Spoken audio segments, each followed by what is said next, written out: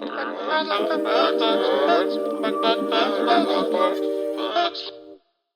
hello everybody, welcome to Literature in Robes with Jared. We are back today to review another book by the great T.J. Klune.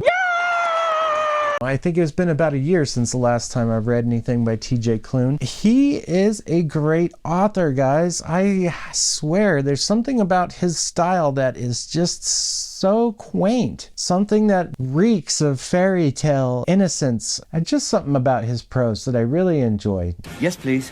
He excels in creating characters that find themselves kind of fish out of water or stranger in a strange land, which offers up a lot of humor, and it builds up intrigue in the plot. It builds up a fascination with how characters can work off of each other. Klune has just a different way of presenting these really cool interactions. If you remember the book In the Lives of Puppets, there's that certain sort of storytelling quality that just plops you in and makes you feel like you're reading a fairy tale, even though it's very modern. The subject matter is either in the future or near future or somewhere on this world in a magical place that we're just not aware of. Stories about people who may be opposite of each other, but they still have ways to find commonality between each other. The Bones Beneath My Skin by T.J. Klune is a book that he wrote actually back in or got published back in 2018 or 2019. And it was one of his first books that he put out that he was having a hard time getting a publisher to take it. So as far as I know, they were calling the book weird. And it does have weirdness to it, but it's a good weird in my opinion. So the story is about this young man who has just lost his parents, so he's got a very hard background that us as the readers have to identify with. He also represents underrepresented people in our population in the world, namely LGBTQ.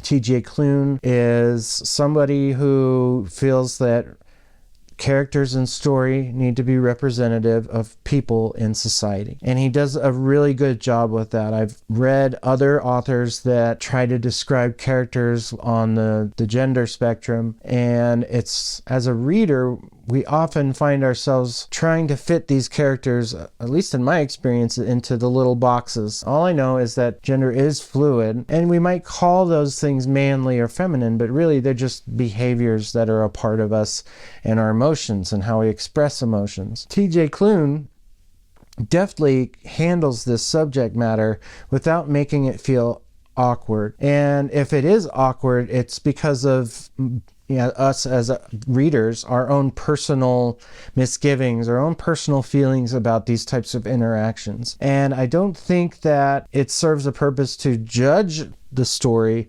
because of what the characters do. The characters are who they are. They are going to do what they do, whether we have a say about it or not. And I think that's the important thing to remember when reading these books, is that this is a look into a different world. It may not be a world that we personally agree with or follow or choose to make our decisions about life and our partners and everything else obvious to us, but it is a thing that exists out in the world, and exposure to it helps people to understand what they don't understand a little better. So it's easier to like something if it's not scary any longer. Take the fear out of it, and it just becomes normalized and it becomes a part of everyday life. You go, girl. You go, girl. You go, girl. And I think that is part of the struggle that he puts out there for his characters. He's got the main character, like I said, who's got a troubled backstory, and he comes across these two characters that show up out of nowhere. Suddenly there's a threat to the main character's desire to just be left alone, to deal with this background story that we're introduced to right from the get-go. What are these people? Who are they? There are three characters that have really opposing motivations, and you're unsure about what is their motivation, where they came from, why they're together. This grouping slowly merges into a friendship,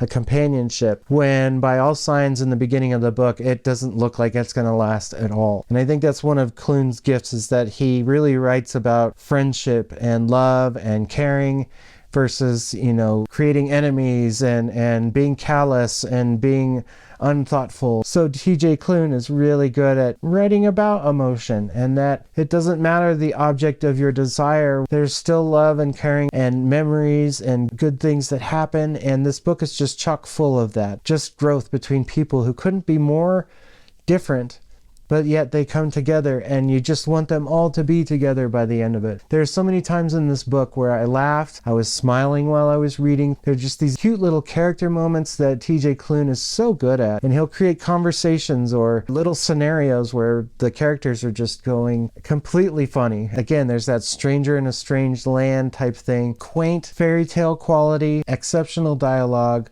and exceptional character moments. That's TJ Klune's strength. So I gave The Bones Beneath My Skin, oh wow, it was so good. I give it a 5 robes out of 5 robes. I really enjoyed the story. I thought every bit of it was appropriate. There were some moments where, okay, I didn't exactly want to read that, but okay, because, you know, talking about the spectrum and certain types of love, just sex. I pretty firm in how I look at my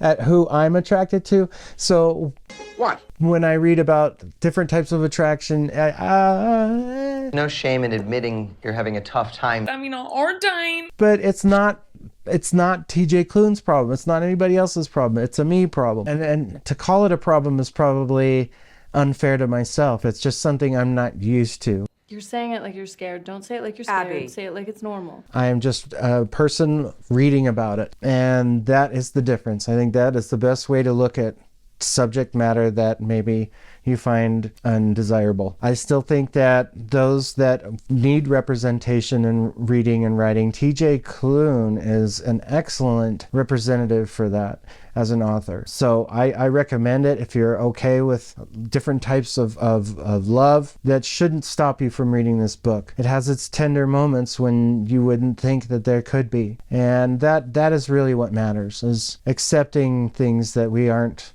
maybe used to, but are still worth acceptance. So, I love you. TJ Klune, thank you once again for an interesting read. I can't wait to read Your House in the Cerulean Sea. And you also have a new sequel out called Beyond the Sea. So that's pretty cool.